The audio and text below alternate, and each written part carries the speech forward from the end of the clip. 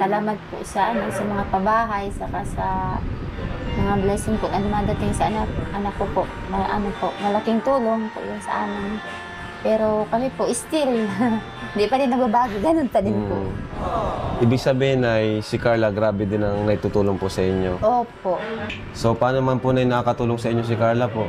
Sa sa buhay po ninyo? Maraming Siya na bagay. talaga.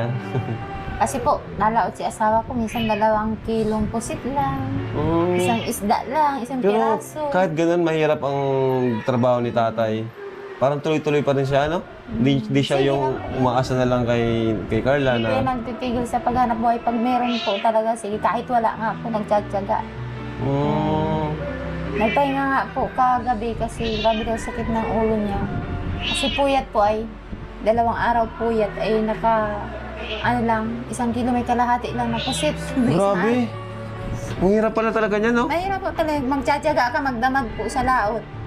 Ang tinira ko lang po kay ate, kay Carla, pang ulam niya lang. Kahapon po, baga natulog. Umuwi pala si Carla dito kahapon. Kahapon. So, umuwi naman pala si Carla dito. Inuwi pa naman pala ni Papa Joms. Kala ko hindi na inuwi ni Papa Joms. Joke lang. Pero Nay, yung tiwala mo kay Papa Joms, dati pa rin naman. Anong masasabi niyo po sa kanilang dalawa? May mga isip na po yan. May mga isip na Isip na alam po nila ang dapat. Ano lang maipapayo mo kay Papa Joms at Nanay, Ate Cynthia? Yung papayo mo kay Jomar? Ano po,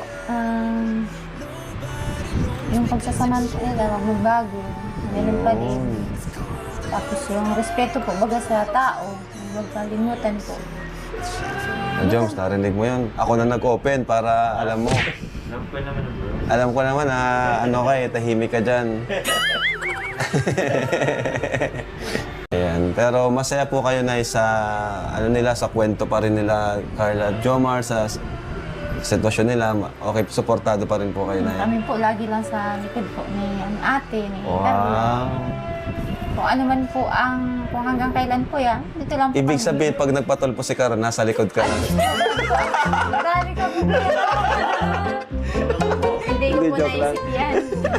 Hindi, joke lang. Hindi po sa pagtapos ng salita, hindi ko po naisip yan. Oo nga, Hindi ko ano, namin Nay? naisip yan. Kasi Grabe. malaking bagay po baga ang naitulong sa bawat pamilya po baga. Ay ako po pati kuya, nagprangka din po ako. Kung may gusto po akong sabihin ko na lang bakit makadating ka pa sa tulpo po. Oh, galing. Mas okay pa yun, di ba, Nay? Yung mag-usap-usap na lang, no? Sabi ko nga po, kung may reklamo ka, edi gaya po kay kung halimbawa kay kuya, balik ka, usapin mo na lang po. Saka, Nay, di ba nakaranas rin kayo before nung bashing, di ba? Ay, grabe Matindi po. nga rin yun. Grabe po. Buti di kayo nagpatulpo. Ay, hindi po yan. Grabe na nga po ang dinadaanan namin bashing. Ay. Kami mag-ina minsan. Oo, di ba dati, no? Pero po.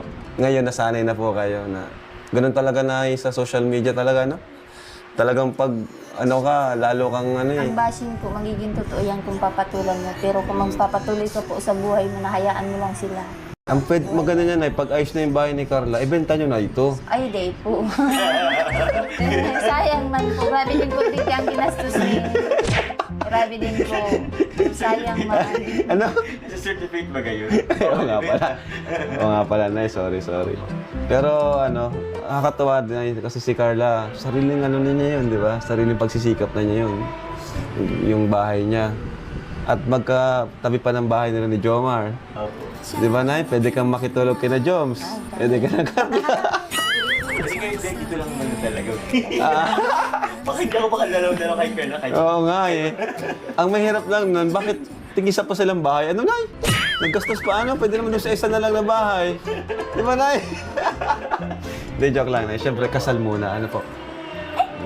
Di ba? Mag-aaral mo na po. Oo, yun. Joms. Oo. Mag-aaral muna. Karal mo na. Kasi yan naman po ang priority baga ng pagtulong ng kalinga po pagkapagtapos ng pag-aaral. Oo, tama. About po dun sa pinapagawang pabahay ni Carla, Nay, ano yung masasabi niyo po dun? Ano po ba? Yung buhay desisyon mo o desisyon po niya? Ano po ba yung nangyari? Hindi po kami nag-alam ng pera. Ayaw siya? Grabe ka talaga, Carla. Nakakatuwa ka. Hindi po, kahit nga po ngayon, hanggang ngayon, hindi pa kami nakakarating doon po ni Papa niya. Surprise na? Pag ano na, ayos na? Hindi pa po. Kaya very proud po ako. Mamaya, sa anak ko mapunta kami kasi doon. ano po, yun, nagtatayo po siya ng bahay na sarili niya lang. Sariling sikap. Sariling ano niya, balak Yung kinikita niya. niya sa YouTube at doon na napupunta. Tsaka yung mga ipon niya, di ba? Maganda yun na pag may bahay kayo doon kasi di na magre-renta si Carla. No? Saka si... Tawag dyan? Pag may mga Pag mapunta kayo doon. Kasi malayo ito eh. importanteng lakad po na hindi nakaka-uwi. May ano po, may tutulugan na. Pero syempre, iba pa rin na yung may bahay kayo dito kung saan kayo isinilang. Nalalay nito, di ba? Saan kayo lumaki.